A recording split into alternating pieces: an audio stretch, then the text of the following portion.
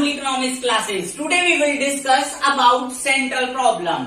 आप बच्चों ने सेंट्रल प्रॉब्लम्स के बारे में पढ़ा होगा, what to produce, how to produce, for whom to produce. लेकिन राहुल सर आप लोगों को बहुत ही डिफरेंट तरीके से पढ़ाएंगे, जिसे देखकर और पढ़कर आप लोगों को वाकई में लगेगा राहुल इकोनॉमिक्स क्लासेस के अंदर जो टीचिंग कराई जाती है वो बेहतरीन क्वालिटी देकर पढ़ाई जाती है। Now let's start the class. हम लोग आज पढ़ेंगे सेंट्रल प्रॉब्लम्स के बारे में। इसे डिस्कस करने से पहले मैं आप लोगों को पढ़ाऊंगा रिसोर्सिस के बारे में कि रिसोर्सिस क्या होते हैं।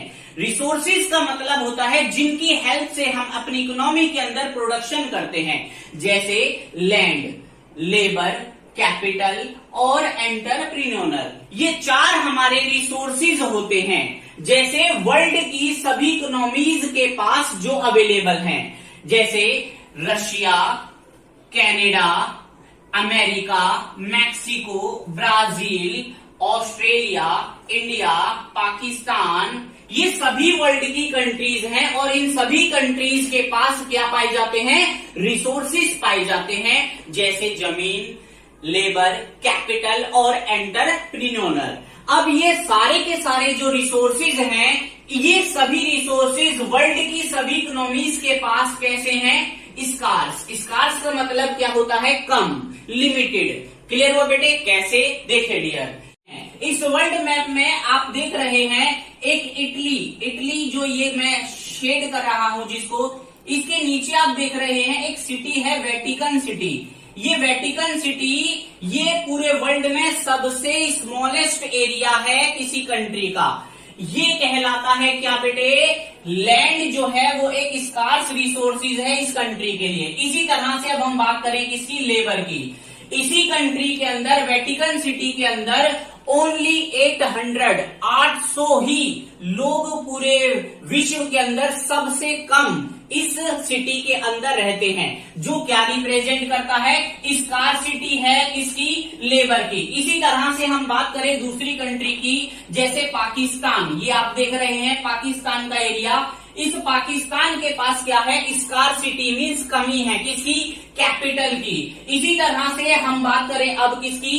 एंटरप्रेन्योर की। तो जैसे ये इंडिया है, इस इंडिया के अंदर भी स्कार्सिटी है किसकी?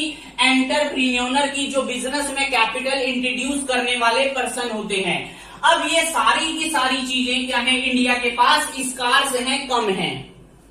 अब इन्हीं कमी होने के कारण से हर इकोनॉमी को अपने इन रिसोर्सिस को एलोकेट करना पड़ता है।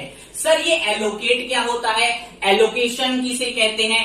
एलोकेशन का मतलब होता है बांटना। क्या करना बेटे? बांटना। जैसे फॉर एग्जांपल मेरे पास एक ब्रेड पकोड़ा है, इस एक ब्रेड पकोड़े को मुझे 3 बच्चों में बांटना है। क्लियर हुआ बेटे? तो मैं क्या करूंगा कि थोड़ा सा काट कर एक को दूंगा, थोड़ा सा काट कर दूसरे को दूंगा और जो थोड़ा सा बचेगा वो तीसरे को दूंगा, ताकि सभी की जरूरतें क्या हो सके? पूरी हो सके।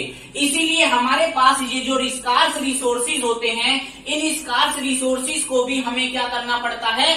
बांटना पड़ता है, ताकि सभी की जरूरतों को हम क्या कर सके? लिमिटेड रिसोर्सिस की हेल्प से पूरा कर सके। एलोकेशन ऑफ रिसोर्सिस का हम एक एग्जांपल लेट करके स्टडी करते हैं। जैसे आप वर्ल्ड मैप में यहाँ देख रहे हैं एक कंट्री है यूनाइटेड स्टेट्स ऑफ अमेरिका। इस यूनाइटेड स्टेट्स ऑफ अमेरिका के अंदर रहने वाले लोगों को सभी चीजों की आवश्यकता है लाइवलीहुड के लिए।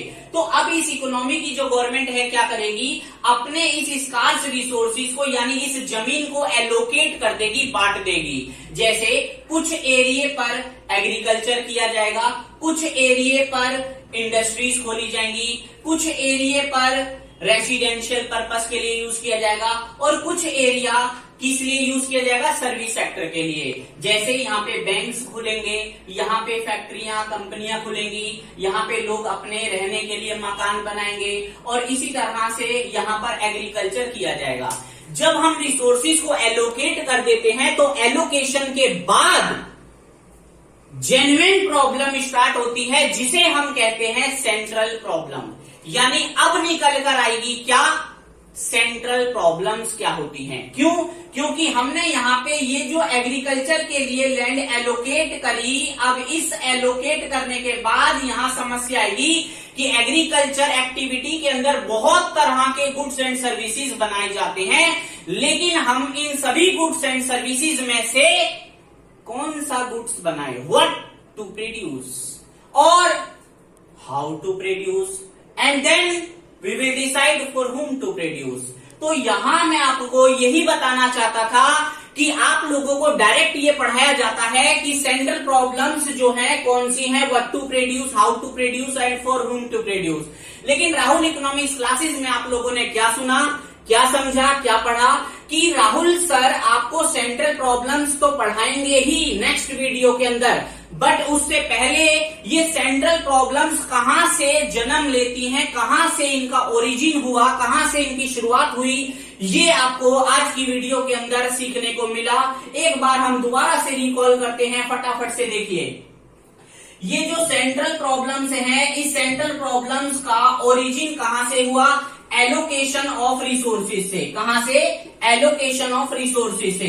अब ये जो एलोकेशन ऑफ रिसोर्सेज है, ये हमें क्यों करना पड़ा, just because of scarcity of resources, क्योंकि रिसोर्सेज की क्या है, स्कार्सिटी। अब मैं आप लोगों को एक ही शब्द में ये बताना चाहता हूं कि हम पूरे वर्ल्ड के अंदर इकोनॉमिक्स क्यों पढ़ रहे हैं, just because of in a single word I can say scarcity. अगर आप लोगों को मेरी वीडियो पसंद आई हो, thank you very much, God bless you all of you. सभी बच्चे इसको लाइक करना, कमेंट करना ज्यादा से ज्यादा, और बेल आइकन ना दबाया हो तो जरूर दबाना, ताकि आप लोगों को मेरी सारी नोटिफिकेशंस वीडियोस की जल्द से जल्द मिलती रहे। Thank you very much.